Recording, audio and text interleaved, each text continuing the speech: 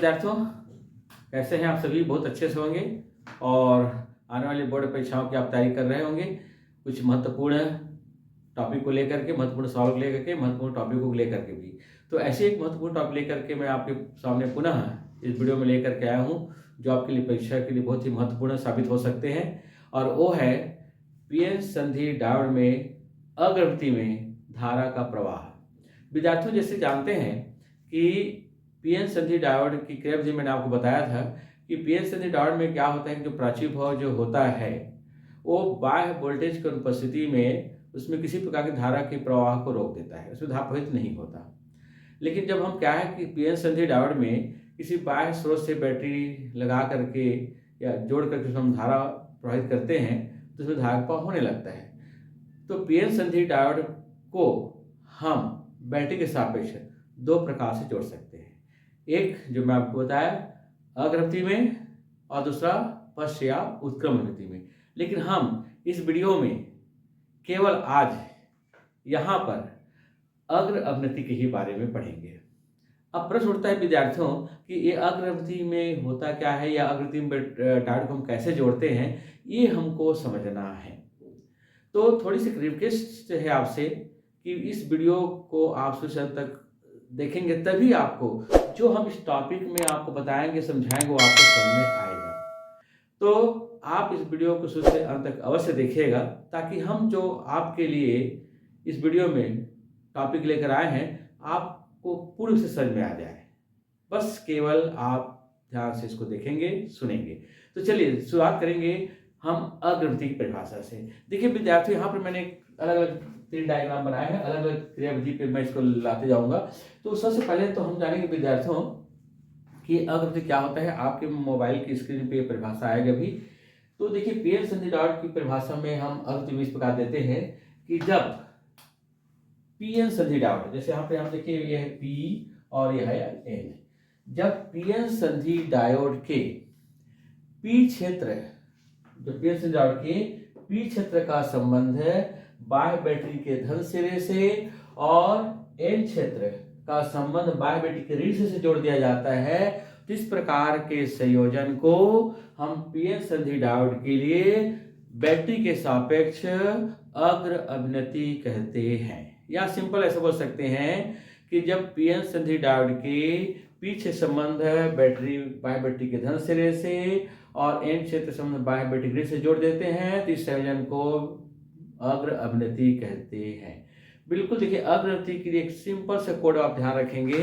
जब हम P मतलब पॉजिटिव और N मतलब नेगेटिव मान लो, यानी कि कहने मतलब कि जब पीएन संधि डायोड के पॉजिटिव को बैटरी के पॉजिटिव से और नेगेटिव को बैटरी के नेगेटिव से जोड़ दें, तो ये आपका संयोजन कहलाएगा अग्र अवनति।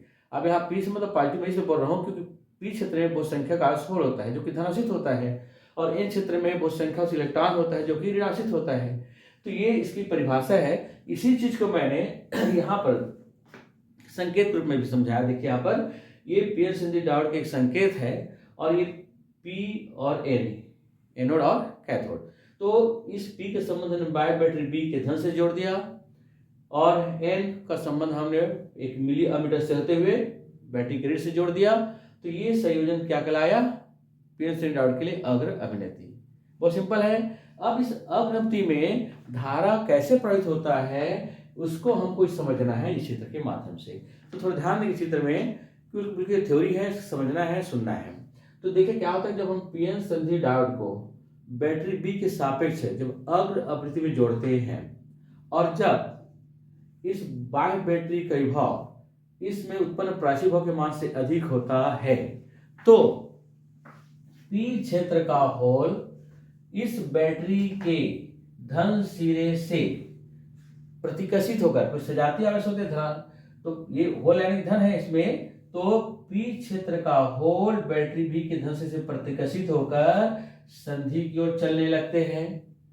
इसी प्रकार एन क्षेत्र का इलेक्ट्रॉन इस बैटरी के ऋण से प्रतिकर्षित होकर संधि की ओर चलने लगते हैं, जिससे इन संधि स्थल पर जो उत्पन्न जो अक्षय परत जो होता है वो टूट जाता है। अक्षय परत टूटने से होल और इलेक्ट्रॉन जब मिलते हैं तो इसमें विद्युत का प्रवाह होने लगता है। क्या होता है? विद्युत का प्रवाह होने लगता है। और जब इस एन क्षेत्र के इलेक्ट्रॉन और पी क्षेत्र के इलेक्ट्रॉन जब संधि को आते हैं, होल इलेक्ट्रॉन सेव करते हैं और संधि पर मिलते हैं, ठीक उसी समय इस पी क्षेत्र का वह सिरा जो इस बैटरी के धन सिरे के पास होता है का सहसंयोजन टूट जाती है। यहाँ के आसपास का जो सहसंयोजन होता है, यहाँ से यहाँ तक का ये सहसंयोजन टूट जाता है। और सहसंयोजन टूटने से इलेक्ट्रॉन क्या होते हैं? मुक्त हो जाते हैं। जो आप एन प्रकार के चालक वगैरह मैंने समझाया था आपको।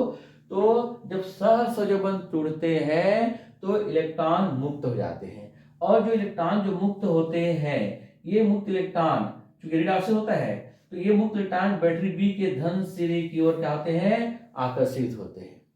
इलेक्ट्रॉन के मुक्त होने से पुनः वहां पर क्या बन जाते हैं? होल बन जाते हैं। और ये होल पुनः इस बैटरी के धन से प्रतिकर्षित होकर के पुनः संधि की ओर जाने लगते हैं। और इसी समय इस बैटरी बी के से भी इलेक्ट्रॉन निकलकर वो भी क्या होते हैं? संधि को आने लगते हैं, जिससे पुनः होल और इलेक्ट्रॉन संयोग करते हैं, जिससे इसमें विद्युत का प्रवाह होने लगता है।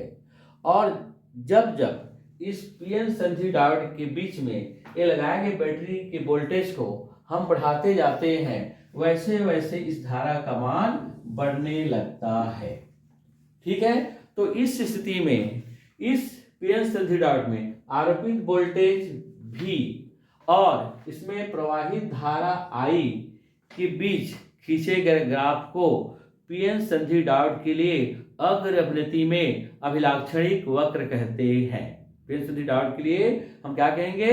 अग्र अभिनति में अभिलाक्षणिक वक्र कहते हैं। तो विद्यार्थियों, आप इस वीडियो को थोड़ा से रिवाइंड करके आप देखेंगे तो आप एक दो बार देखेंगे तो सारे शब्द जो मैं बोल रहा हूँ आपके दिमाग में सेट हो जाएगा। और सुन करके आप बिना देखे आप नोट्स तैयार कर सकते हैं, क्योंकि सुनी सुनाई चीजें जो होती है ज़्यादा याद होती हैं, और ज़्यादा आप रटेंगे तो आप भूलेंगे। तो ये पीएन संधि डायोड का एक याद रखना, पीएन संधि डायोड में अग्रगति में कैसे जोड़ते हैं, बस ये दिमाग रखना है आपको कि पॉजिटिव को हमने बैटरी पॉजिटिव से जोड़ दिया, निगेटिव को हमने बैटरी के निगेटिव से जोड़ दिया, तो ये आपका कहलाएगा पीएन संधि डायोड के लिए अग्रभ्रमणिति या फॉरवर्ड बेस। ठीक है? क्योंकि इसी अग्रभ्रमणिति उत्क्रमणिति के आधार पर हम जब ट्रांजिस्टर पढ़ेंगे वहां पर इसी का प्रयोग होगा। रेक्टिफायर हम पढ़ेंगे वहां पर भी इसी अग्रभ्रमणिति और उत्क्रमणिति की बातें पे ही वो पूरा सर्किट तैयार होता है। इसीलिए अभी आपकी अग्रभ्रमणिति को भी समझना है। आने वाले वीडियो में हम जो बताएंगे आपको उत्क्रम अभिनति में धारा प्रवाहित होता है कि नहीं होता है। तो विद्यार्थियों, आज के इस वीडियो में इतना ही मैं आपको बता रहा हूँ, और आपको आने वाले जो मेरा वीडियो होगा उसमें मैं पीएन संधि डायोड के लिए उत्क्रम अभिनति में धारा का प्रवाह होता है कि नहीं होता है उस पर हम लोग चर्चा करेंगे। तब तक के लिए आपको सभी को नमस्कार, धन्यवाद।